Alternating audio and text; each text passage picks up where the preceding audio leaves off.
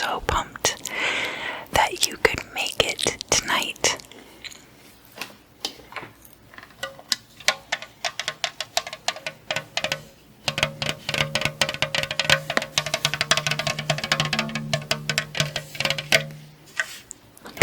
We're going to be talking about the demon Lilith.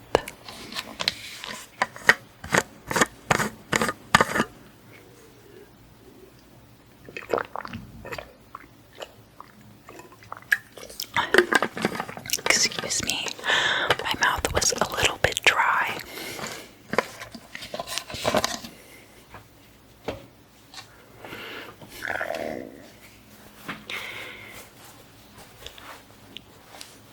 We're gonna have a snack in the bed.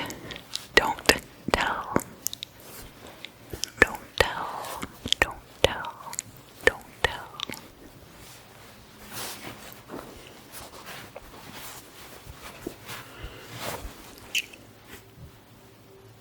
No, I'm just kidding.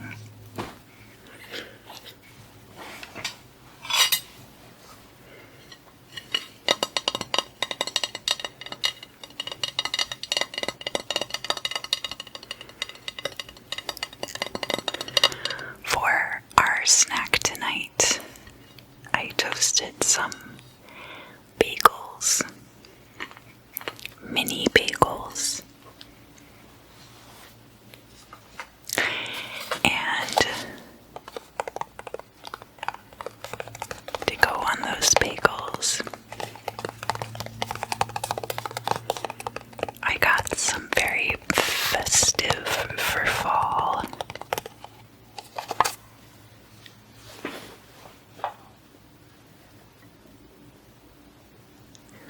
pumpkin spice cream cheese.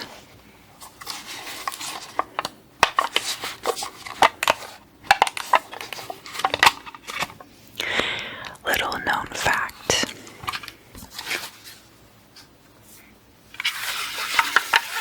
any spice blend that's sold as a pumpkin spice blend at the store, it seems very generic, but actually all of the ingredients that go into pumpkin spice are awesome for love and attraction magic.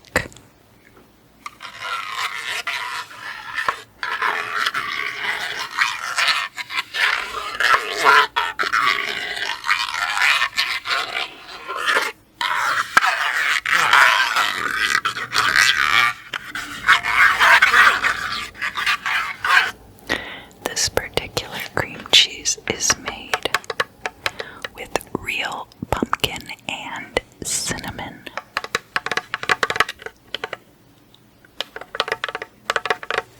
No artificial colors or dyes. It does have milk in it, so I know that some of you are lactose intolerant, so I hope it's okay. I'm going to leave your bagel plain, but it is nice and warm and toasted, and I only toasted the outsides of the bagel because I like them to be soft inside.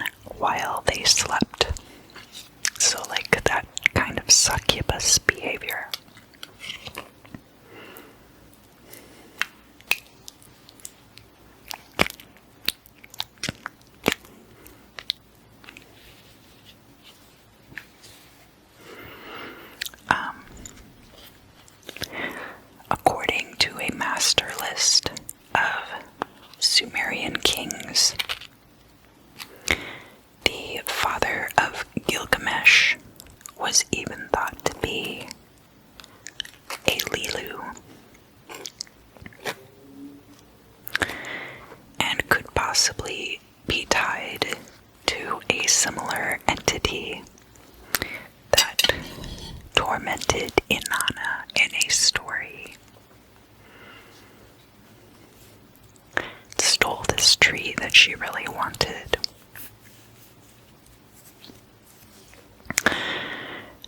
This kind of spirit was described as being bird-like. The name and the concept are similar, but these entities predate Lilith. The original story of Lilith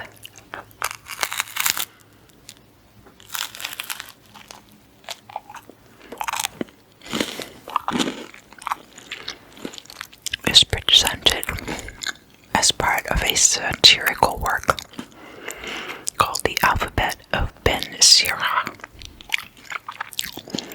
This was a medieval work, and it was based on the Book of Sirach, one of the oldest surviving wisdom books, dating back to 200 to 150 before the Common Era, which is included in Catholic and some other Christian sect canon, but not Jewish canon.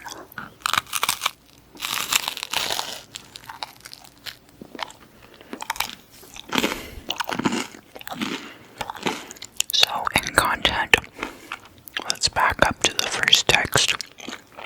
The Book of Sirach is similar to Proverbs or Ecclesiastes in that it provides the reader with guidelines for living your best life.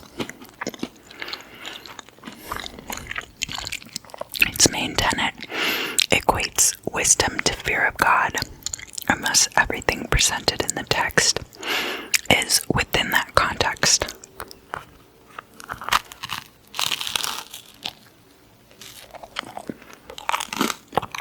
But the Alphabet of Ben Sira describes the conception, birth, and tutelage of Ben Sirach, who was the author of the Book of Sirach, alright?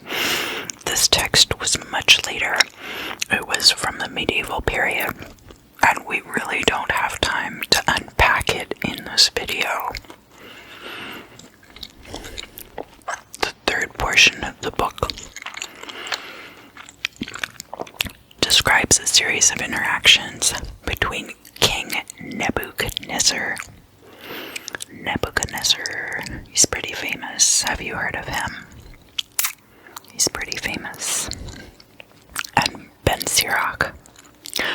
One story describes how the son of the king fell ill.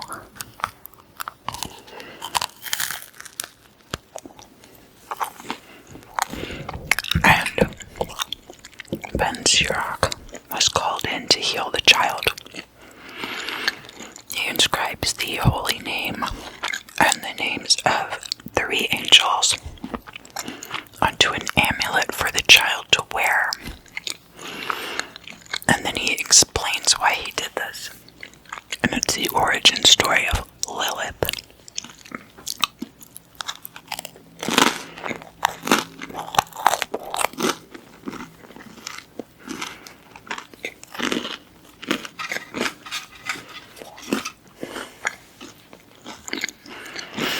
So,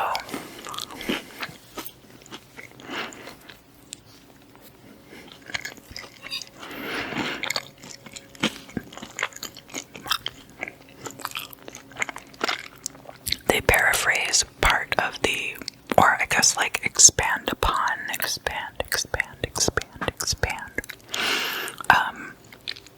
the story of creation.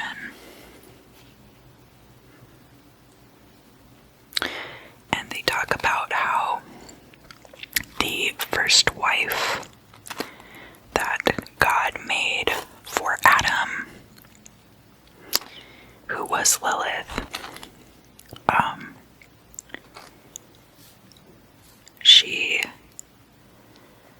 a lot of the scholarly discourse that I read said that she considered herself equal to Adam, saying they were only equal in as much as they were both formed from the earth. But actually, from what I was reading, to me it came across like she actually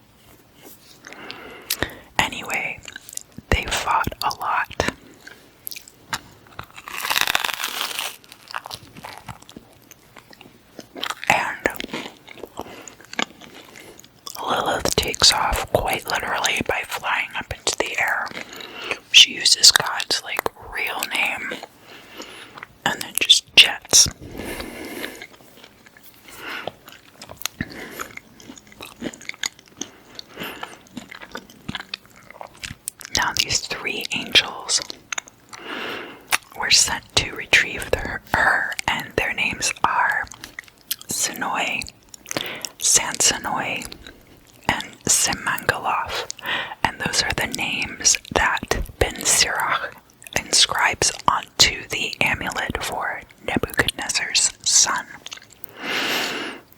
Alright, remember that, it's going to be important in a minute.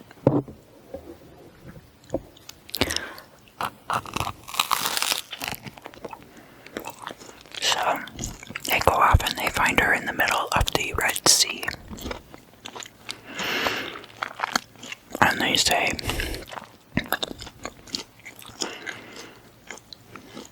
if you come back, all is forgiven.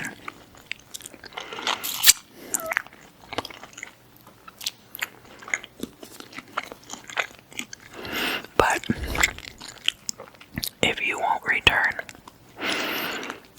100 of your children will be killed every day.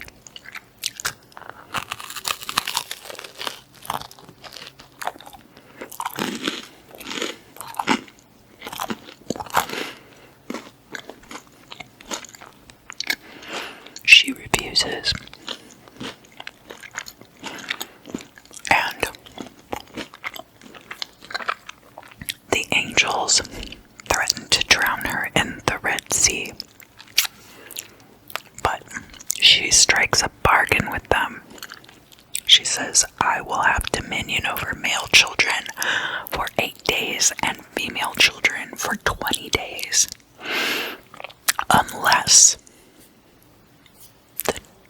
the child is protected by an amulet inscribed with their 3 angelic names, Sinoi, Sansanoi, and Simangaloth.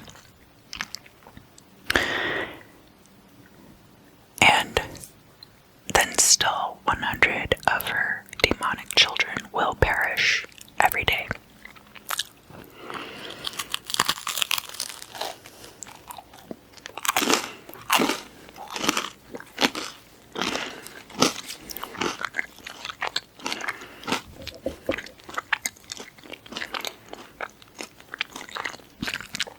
Now, this is not the only text in which Lilith is mentioned. That's just the one that gives the most background into her origin story. In the Babylonian Talmud, Lilith is mentioned as coming into people's homes at night if they sleep alone, and coupling with them to produce half-demon offspring. So there are amulets made to protect against that. Parts of the Zohar also mention briefly that Adam had a wife before Eve. And then, of course, because Lilith is part of the Qliphoth, or the shells, the inversion of the tree of life.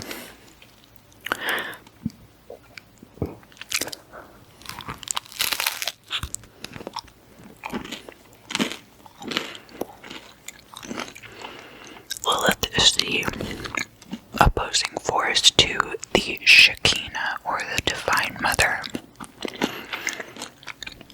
which corresponds to Malkuth is like one seed of the Shekinah, and then Binah is the other seed. So in the Qliphoth, Lilith could be seen as being linked to like both of the shells of those concepts, right? And then she is also coupled with Samael, who is a fallen archangel, and he is presented as the inversion of the Sephirot, the Sephira Gibora.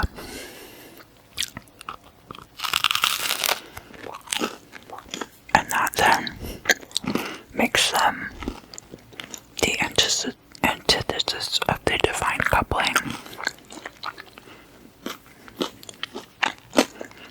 Now,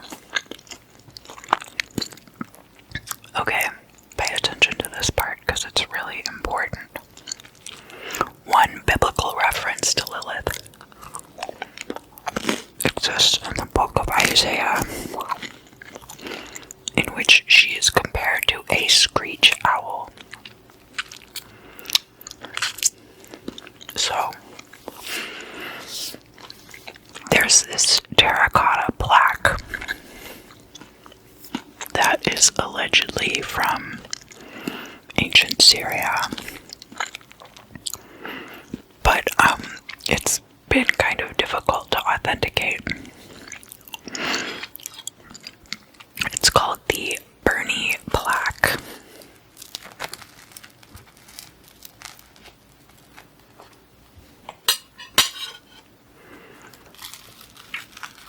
And it entered the antiquities market in 1924 Syria.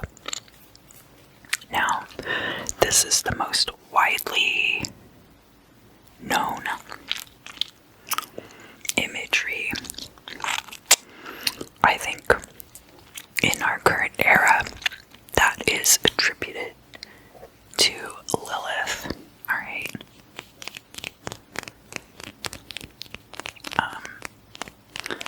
And you might be familiar with it.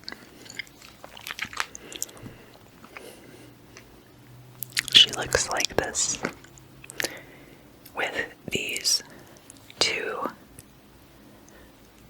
owls down by her feet. She's got two lions here as well. She has wings. She actually has taloned feet. But one thing is that she's holding these rod and ring up here in her hands. I don't know if you can see that. But those were more attributed to the goddess Inanna. And then there's also another image where Inanna is standing on top of two lions like that. And the only way that we can get more information about that particular object is by cross-referencing it with other known artifacts.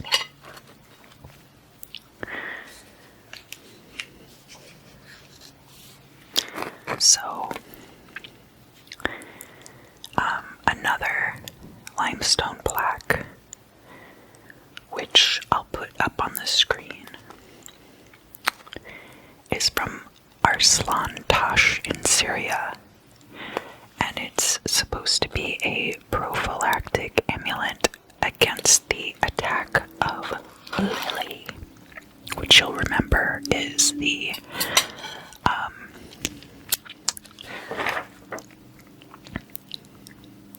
it's more like a Sumerian or Akkadian description of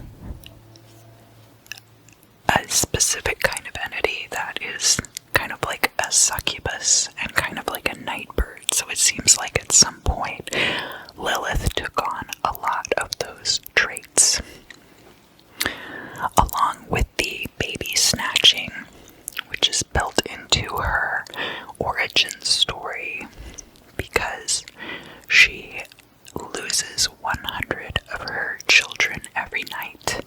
She must not only sire new children, but then she also feels spiteful against other children. And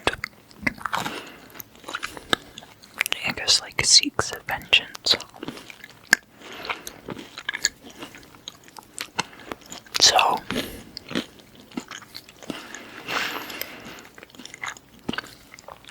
we will definitely talk more about amulets to ward off demons from this period when we talk about Pazuzu and Tiamat. They have a similar kind of racket going where they steal newborn infants.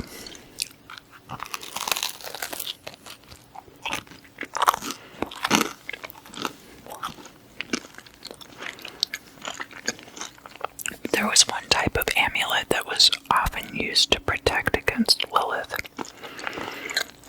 6th to 8th century, and that's during the Common Era, so AD, Anno Domini, or whatever. And that's called an incantation bowl.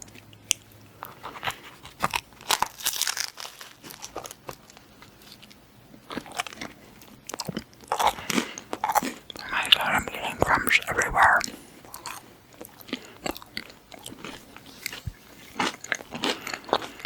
Yeah, I mean, I'll clean up when I'm done. Just don't tell. Don't tell. Don't tell. Don't tell. Don't tell. Do you want me to talk about incantation bowls or not? Exactly. Well, you have to promise not to tell.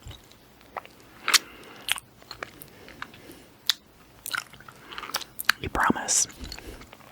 You pinky swear? Alright, fine.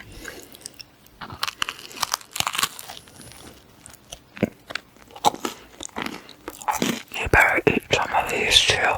This is really good cream cheese. I know some of you can't have it, but you can. Some of you are lactose intolerant, you can't eat the cream cheese, and then some of you are have celiac disease and you're gluten intolerant, and you can't have the bagels. So, and then if you're both, I have this donut, which should not cause you any inflammation.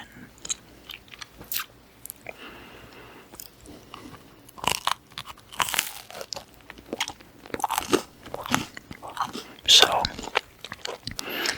the incantation bowl would have an inscription spiraling around the basin. I'll put a picture of it. And it would be buried face down in the doorway of a home or near a cemetery or any other place that you would want to protect, right? And it was like a trap for spirits, okay? Now, this was not unique to Jewish mysticism. So, like, these were mostly found in, like, Upper Mesopotamia and Syria, so we're talking about, like, that part of the Middle East. There were actually, like, there were Persian people living there, and even though they were Zoroastrian. I think the Zoroastrians worship Ahura Mazda, like an extension of the sun, but we'll go into that later.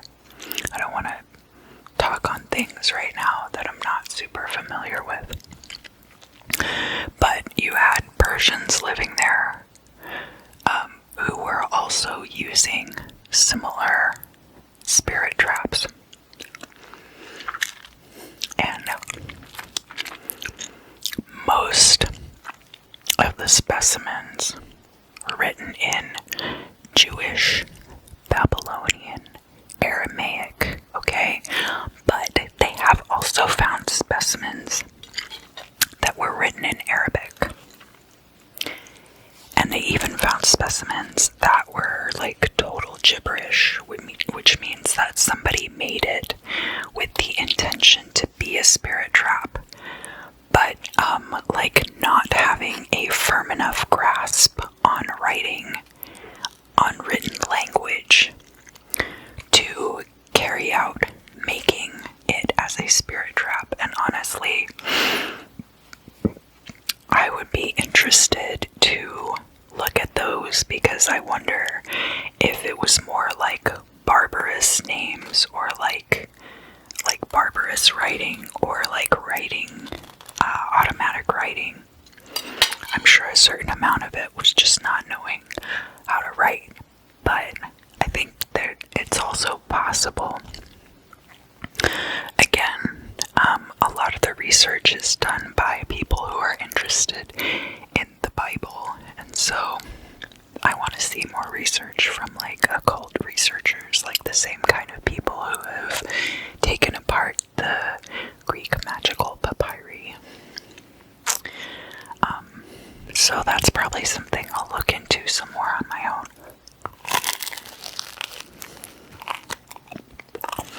Anyway,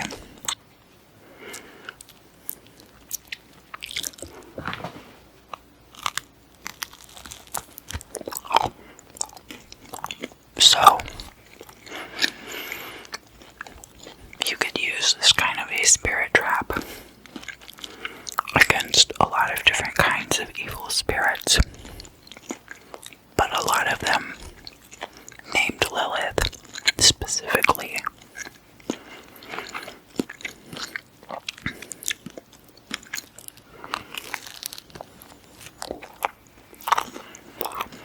And up until the 20th century, there were all kinds of amulets and phylactery that were commonly used against Lilith to protect pregnant women, infants, and there were also lots of cases where a woman would have amulets against Lilith coming into her home and coupling with her husband, so that was part of it too.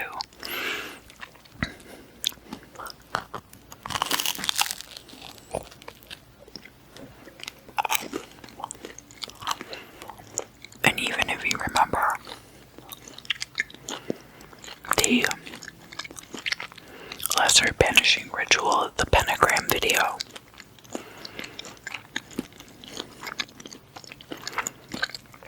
that Jewish bedtime prayer was to protect against things like Lilith coming into your bedroom at night.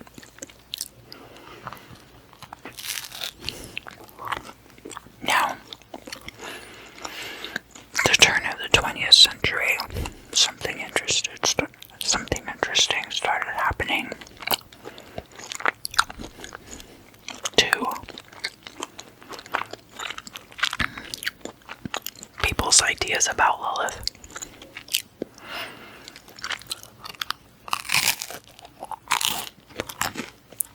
And she started permutation to a figure representing equality between the sexes and women's liberation, especially, as it relates to reproductive rights.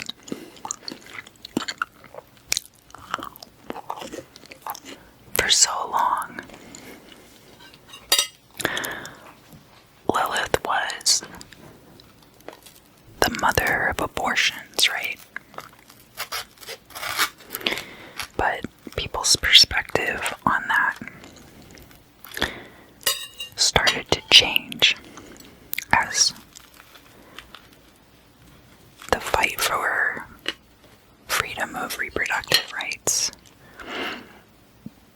began to take hold. It kind of puts it in a different context. So then you have things like,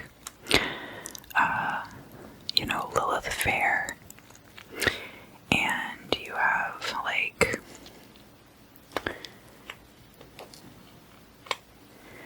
there's a Jewish feminist women's newsletter that took the name Lilith.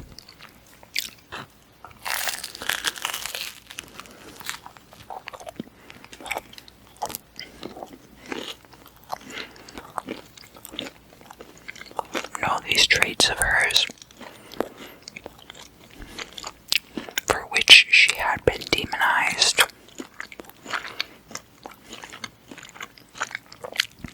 She then becomes kind of like this anti-hero figure, and people become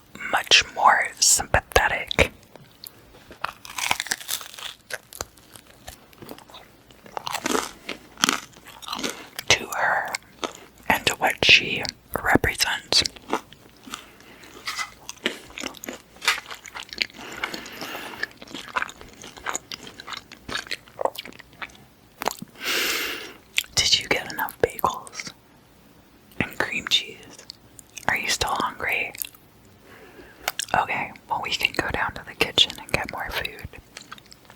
But, like, I kind of made a mess.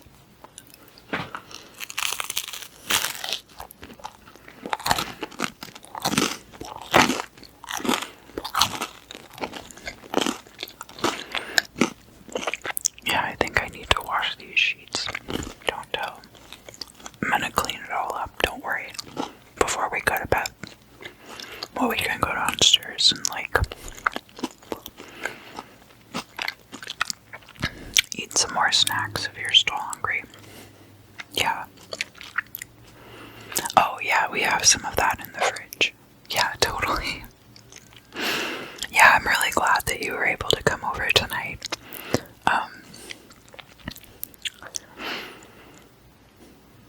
Yeah, if you wouldn't mind liking, sharing, and subscribing, and, like, tell me what you thought down in the comments. If you have other suggestions for demons that you'd like me to talk about, or snacks that you want to share.